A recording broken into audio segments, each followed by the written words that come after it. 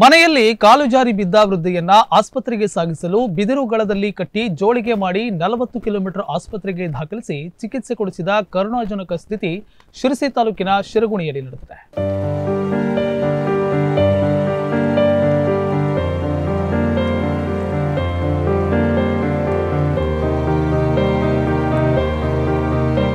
ಹೌದು, ಇದು ಶಿರಸಿಯಿಂದ ಸುಮಾರು 40 ಕಿಲೋಮೀಟರ್ ದೂರದಲ್ಲಿರುವ ಶಿರಗುಣಿ ಮತ್ತು ಮಸ್ಕಿ ಗ್ರಾಮದ ಜನರ ನಿಜವಾದ ಕತೆ. ಈ ಭಾಗದ ಜನರಿಗೆ ಸ್ವಾತಂತ್ರ್ಯ ಬಂದು 75 ವರ್ಷವಾದರೂ ಇದುವರೆಗೂ ಸರಿಯಾದ ರಸ್ತೆ ಇಲ್ಲ. ರಸ್ತೆ ಇಲ್ಲ ಎಂಬ ಕಾರಣಕ್ಕೆ ಇಲ್ಲಿ ಯಾರಿಗೆ ಏನೇ ಆದರೂ ಬಿದಿರಿನ ಗಳವೇ ಗತಿ. ಈ ಗಳದಲ್ಲಿಯೇ ಅವರಿಗೆ ಕಟ್ಟಿ ಹೆಗಲ ಮೇಲೆ 3-4 ಕಿಲೋಮೀಟರ್ ಎತ್ತಿಕೊಂಡು ಹೋಗಬೇಕು. ಇದೆಂಥ ದುರ್ದೈವ ನೋಡಿ.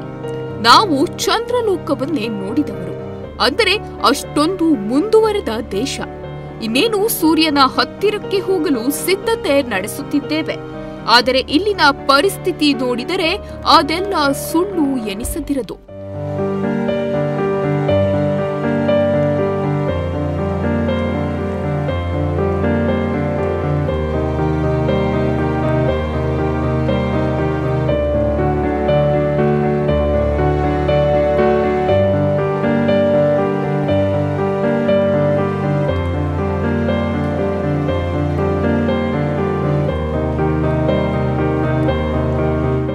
ಸುಮಾರು 40 ಮನೆಗಳಿರುವ ಹಳ್ಳಿಯಲ್ಲಿ ಮಾರಿಗೊಂದು ಮನೆ ಇದ್ದು ಸಂಪರ್ಕಕ್ಕೆ ಸರಿಯಾದ ರಸ್ತೆ ಇಲ್ಲವಾಗಿದೆ. ಮಳೆಗಾಲದಲ್ಲಿ ವಾಹನಗಳನ್ನು ಅನಾರೋಗ್ಯವಾದರೂ ತರಲು ಸಾಧ್ಯವಾಗದ ಸ್ಥಿತಿ ಇದ್ದು, ಕಳೆದ ರಾತ್ರಿ ಕೂಡ ಮಳೆ ಬಿದ್ದ ಹಿನ್ನೆಲೆಯಲ್ಲಿ ಪೆಟ್ಟು ಮಾಡಿಕೊಂಡ 92ರ ಹಿರಿಯಜ್ಜಿ ಮಹಾದೇವಿ ಹೆಗಡೆಯವರನ್ನು ಹೊತ್ತುಕೊಂಡು ವಾಹನದ ಬಳಿ ಕರೆದೊಯ್ದು ಶಸ್ತ್ರಚಿಕಿತ್ಸೆ ಬಾರದೆಂದು ವೈದ್ಯರು ಹೇಳಿದ ಬಳಿಕ ಮರಳಿ ಮನೆಗೆ ಕರೆತಂದು ಆರೈಕೆ ಮಾಡಲಾಗುತ್ತಿದೆ.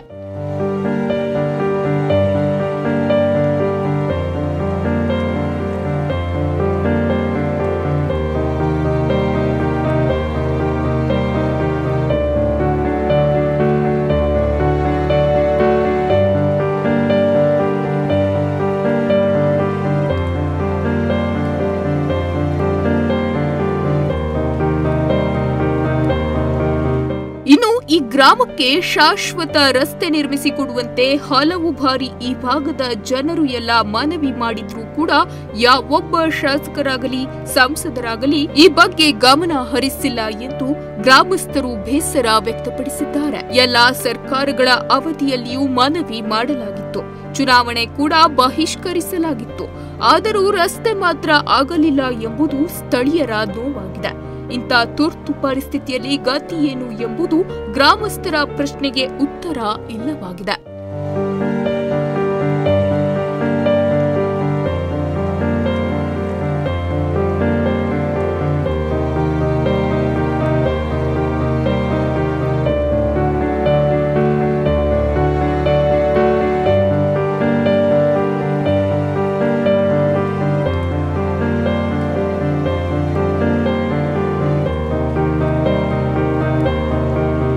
ಇನ್ನಾದರೂ ಹೊಸ ಶಾಸಕರು ಈ ಬಗ್ಗೆ ಗಮನ ಹರಿಸುತ್ತಾರೆನ್ನುವ ವಿಶ್ವಾಸದಲ್ಲಿ ಶಿರಗುಣಿ ಮಸ್ಕಿ ಗ್ರಾಮಸ್ಥರಿದ್ದಾರೆ. ಯಾವುದಕ್ಕೂ ಶಾಸಕರು ಅಲ್ಲಿಗೊಮ್ಮೆ ಖುದ್ದಾಗಿ ಭೇಟಿ ನೀಡಿ ದಿಟ್ಟ ಕ್ರಮ ಕೈಗೊಳ್ಳುವುದು ಉತ್ತಮ ಎನ್ನುವುದು ಈ ಸುದ್ದಿ ನೋಡಿದವರ ಅಭಿಪ್ರಾಯವಾಗಬಹುದು. Nudisiri news desk, Sirsi.